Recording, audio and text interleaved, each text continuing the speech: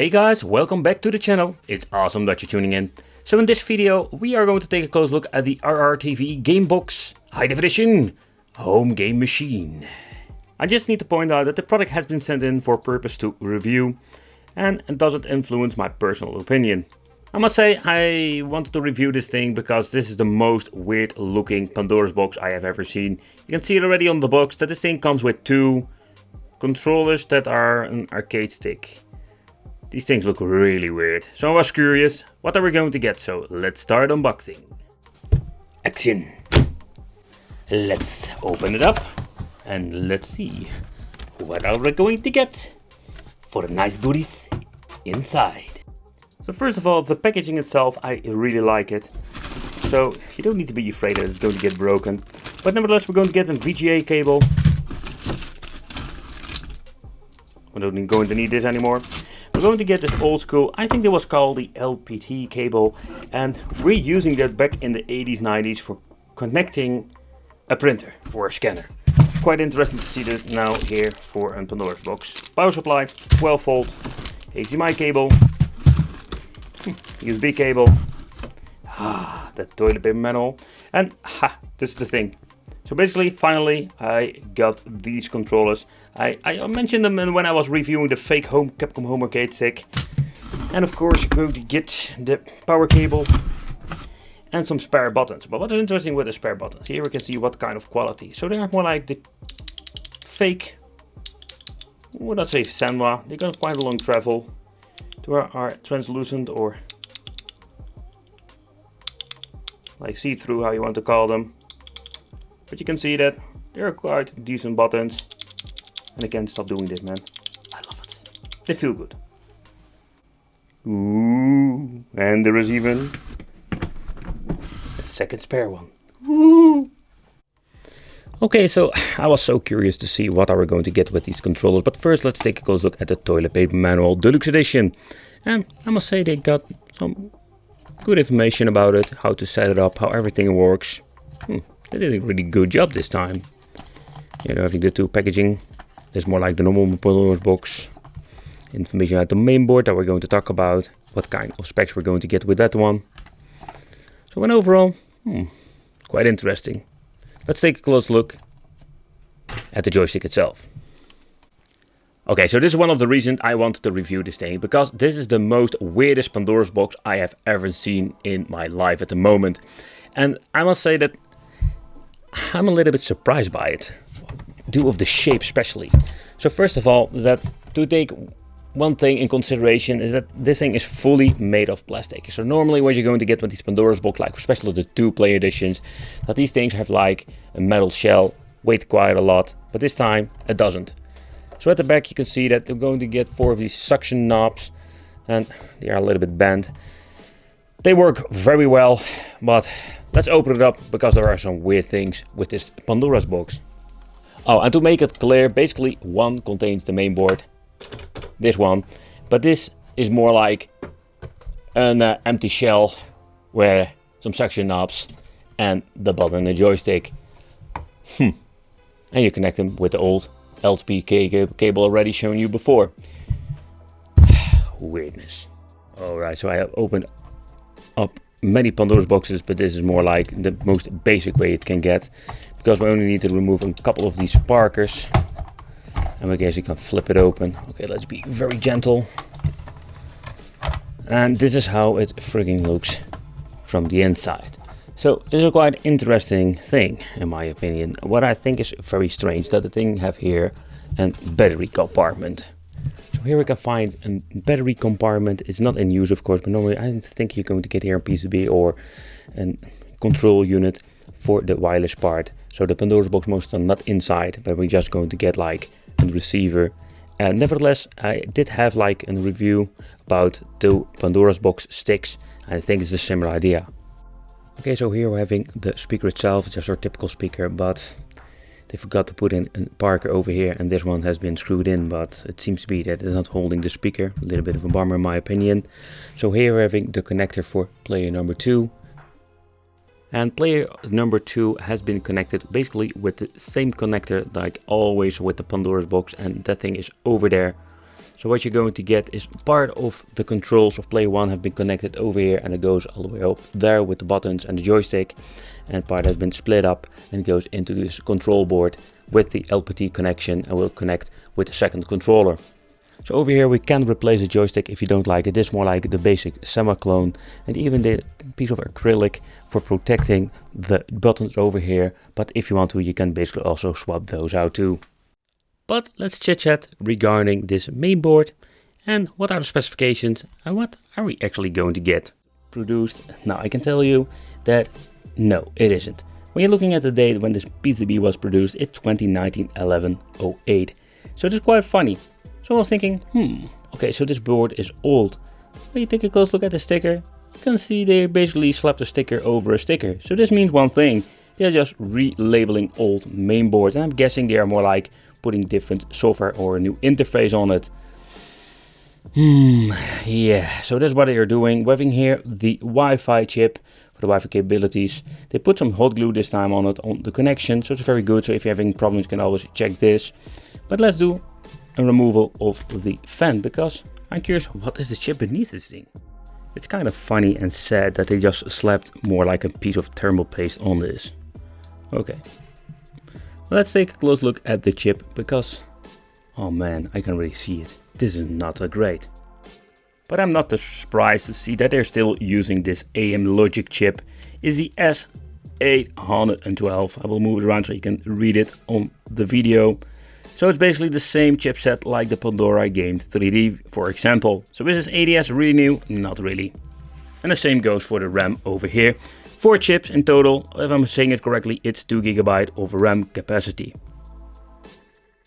So over here we're going to get the CF card. This is 128 GB.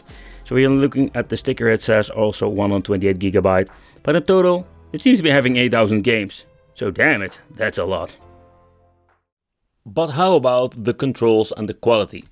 Already mentioned that the buttons, they're more like cheap knockoff buttons from China that you can expect in most of these devices. Oh, I must point out that sometimes you're going to sell these things with real Sama buttons. But in overall, I must say, I like the touch. It's quite a long travel button. The joystick, already mentioned, it's a Sama clone. But most of the time they are just decent enough to enjoy for playing some games.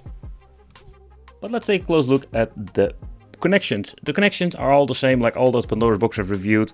VGA, HDMI input power over the 12 volt, the adapter. We're having here the audio out, volume control, setting button, and of course we're having here 2 USB ports, and only the top version, if I'm saying it correctly, can be used for extra controllers. So if you want to play with 4 players, it is possible with this version. And here we're having a very cheap switch, but this is for on and off. Okay, I want to point out we're having this strange USB cable. If you plug it in the back, what I already told you, well, like with the controllers, you can actually use this thing like a controller on PC and some other systems. Just want to briefly point it out. What I really like about it are the light up buttons.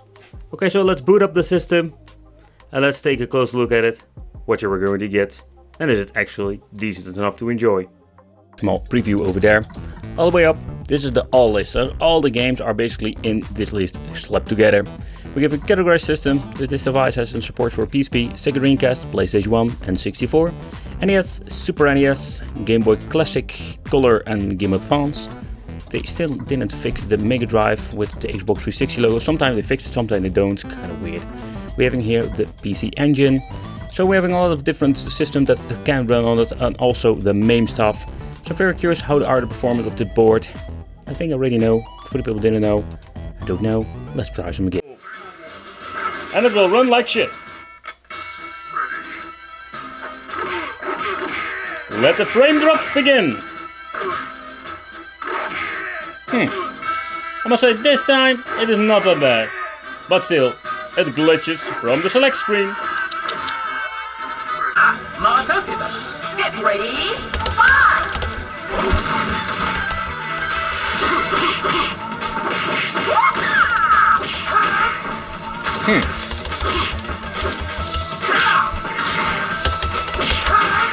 I have seen some shitty emulation, but this is not that bad in my opinion.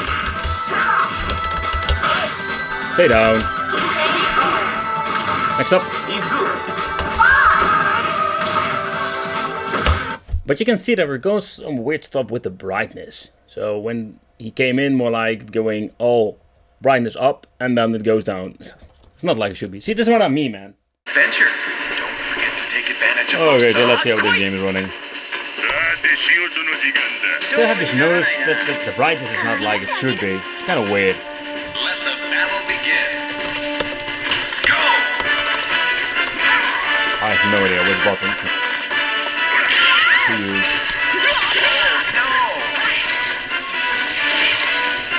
All the buttons are messed up. Ah, found them. Ow.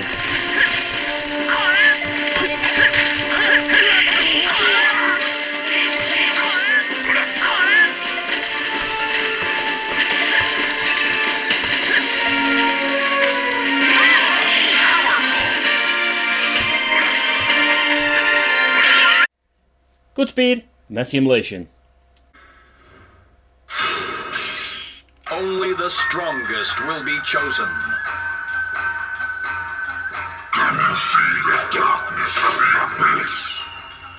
I'm not afraid anymore. Battle 1. Fight!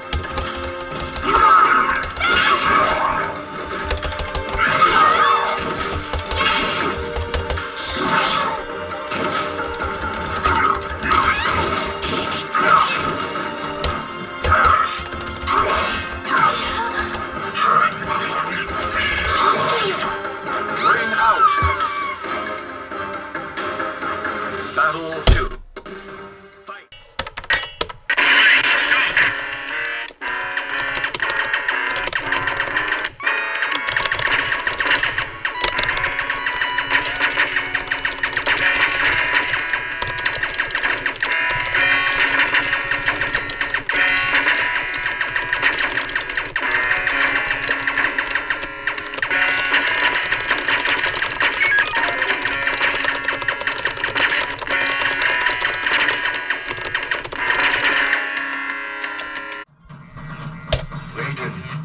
Raiden.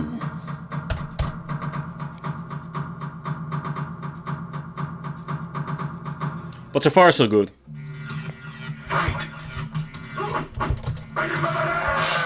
Let's see how the joystick works.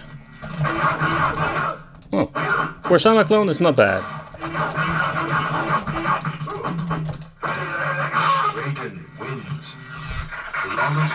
Absolutely, flawless victory.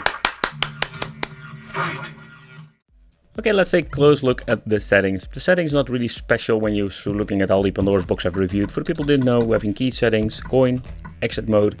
You can set it to, let's say, pressing start in coin, long press menu. We're having auto exits, so if you don't play the game, we said later, after 3 minutes it will be automatically go to the main menu. You can disable it if you want to. Select mode, image optimization, it was set to HD when I was playing, so main. And to be honest, I just like to put it on disabled. There is no aspect ratio. And in my opinion, there is not a lot of stuff that is new to this. So we have here game settings, and it does basically the same stuff like removing games, adding games, but you can't add games because we need a program for that. But I must say that this is just the weirdest Pandora's box version I have ever seen, man. It's more like this plastic fantastic casing. It looks like a joystick, but it is more like an arcade stick. I don't know what they wanted to do with this form factor. And overall, the main board is the same experience that I had with all the other Pandora's box, like especially the Pandora game 3D. There is not really something new here. It's a different name, different relabeling, but then overall the performance are okay. When it comes to the high-end stuff, you will see a lot of stuttering problems and a lot of, let's say, experiences you don't want to have. So a little bit of a bummer. You can improve it here and there with Pandora too. Well, thank you for watching. Consider subscribing, hit the bell, become one of the Wicked family, and I will see you in the next video.